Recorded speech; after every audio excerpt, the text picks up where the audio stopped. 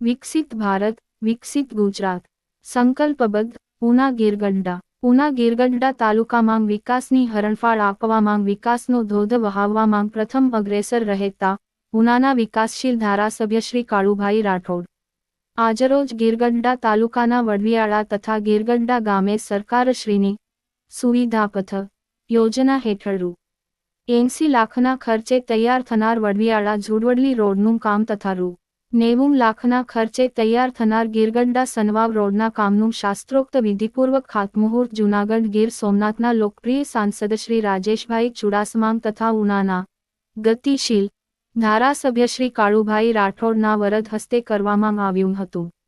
આ ખાતમુહૂર્ત કાર્યક્રમમાં જિલ્લા પંચાયત આરોગ્ય સમિતિના ચેરમેનના પ્રતિનિધિ શ્રી નરેશભાઈ ત્રાપસિયા, ગીરગઢડા તાલુકા પંચાયતના પ્રમુખ શ્રી ભગવતીબેન સાંખટ, ગીરગઢડા તાલુકા ભાજપ પ્રમુખ શ્રી ધર્મેશભાઈ રાખોલિયા, તાલુકા પૂર્વ ભાજપ પ્રમુખ શ્રી કાળુભાઈ રૂપાલા, તાલુકા ભાજપ મહામંત્રી શ્રી અરવિંદભાઈ વાઘેલા, તાલુકા પંચાયતના સદસ્ય શ્રી ઉકાભાઈ વાઘેલા, સરપંચશ્રીઓ, સંગઠનના હોદ્દેદારો, ભારતીય જનતા પાર્ટીના સૌ કાર્યકર્તાઓ અને ગ્રામજનો બહોળી સંખ્યામાં ઉપસ્થિત રહ્યા હતા.